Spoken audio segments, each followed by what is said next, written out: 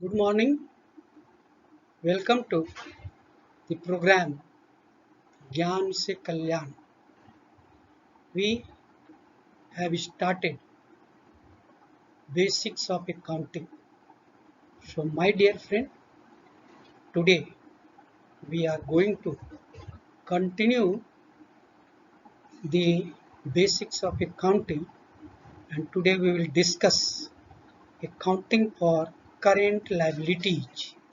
So, before we start, I seek blessings of Almighty God for the welfare uh, and success of this program, welfare of the whole world human being. So, current liability is the liability which is payable within an accounting year.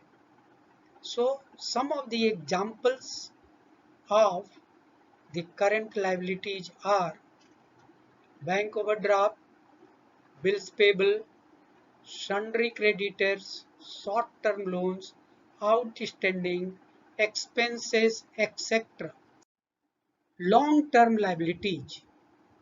These liabilities are payable after 1 year or in a long period.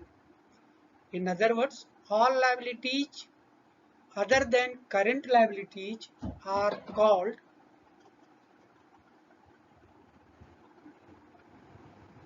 long-term liabilities.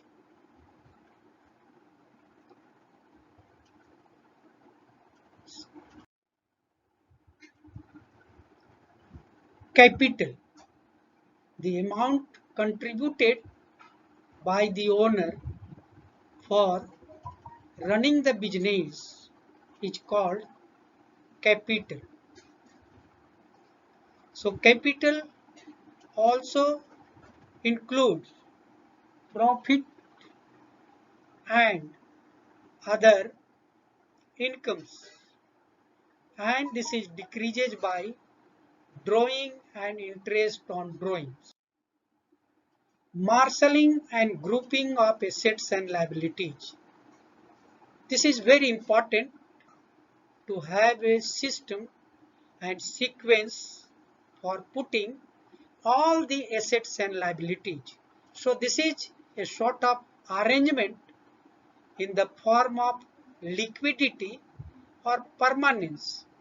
So all the arrangement of assets and liability in a particular order is called marshalling. In case of permanence, the most permanent assets like land, building, plant and machinery, or liability like share capital, long-term loan, secured loans is put on the top in the balance sheet, and thereafter the assets are arranged in their reducing level of permanence. So here one very small question is given to test and to do our best. So here different liabilities and assets are mixed up. In liability side, long-term loan, bank overdraft, bills payable, owner's equity, that is share capital, short-term loan, sundry creditors. In asset, building, cash in hand, cash at bank, bills receivable, sundry creditors, land, finished stock, work in progress, raw material given. So we have to put, as we have discussed, the marshalling. We have to put in the permanence and liquidity order. Also group in a logical heads. So next term is current liability. As we have defined the liabilities which are payable within 1 year or the operating cycle, whichever is longer. Here some of the current liabilities are given: definitely determinable, estimated and contingent. So what is definitely determinable current liability? It includes operating line of credit, accounts and notes payable, sale tax payable or GST payable. Here outstanding expenses like employees benefit and unearned revenue. We will define it in the coming slides. And current maturity of long-term debt. When the long-term debt are to be paid within 1 year, that will be included for our understanding. First one is notes payable. These are the obligation in the form of written promissory notes that usually require the borrower to pay interest. So notes payable due for payment within 1 year of the balance sheet date are usually classified as current liability. So next on a GST or sale tax payable. The retailer or selling company collects the tax from the customer when the sale occurs and periodically, usually monthly or quarterly, half yearly, remits the collection to the government. Unearned revenue. This is the revenue received in advance from the customer. When a company receives cash before a service is rendered, that is called unearned revenue. So here some of the example is given. Current liability, the debt or long-term debt which is payable within 1 year. So this is the next one which is also included in current liability. So earlier we have seen estimated liability. So obligation that exist but for which the amount time is uncertain. However, the company can reasonably estimate the liability. Here example includes property tax and warranty liability for the product. So here property tax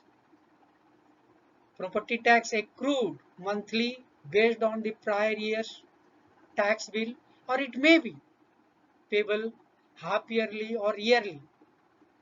So when the property tax bill for the current year is received, the company will adjust its monthly expenses for remainder of the year. Product warranty. My dear friend, we all are buying the product and we are always and usually asking what is the warranty, what is the period of warranty. So warranty contract may lead to future cost for the replacement or repair of defective units.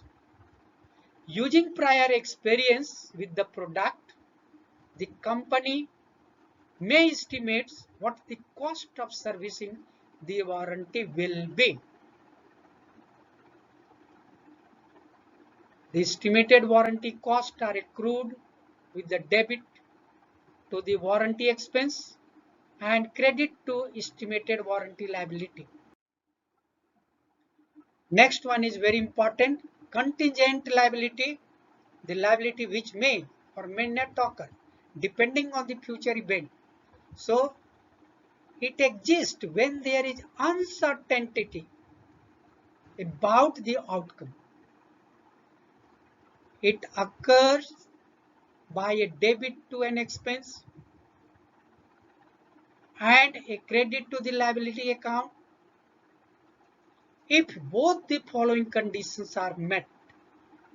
The first condition, the contingency is likely to happen and it can reasonably be estimated.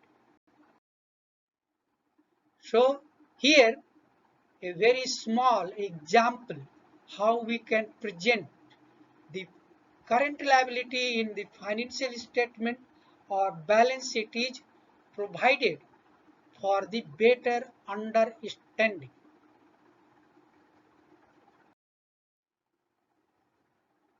Gross earning, or we may call gross profit.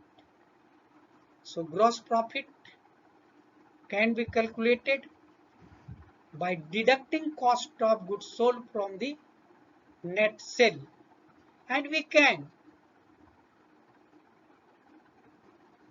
understand in other way. The gross earnings are total compensation earned by an employee from the employee point of view. There are three components of this: wages, salary and bonuses. So my dear friend, here is the brief introduction.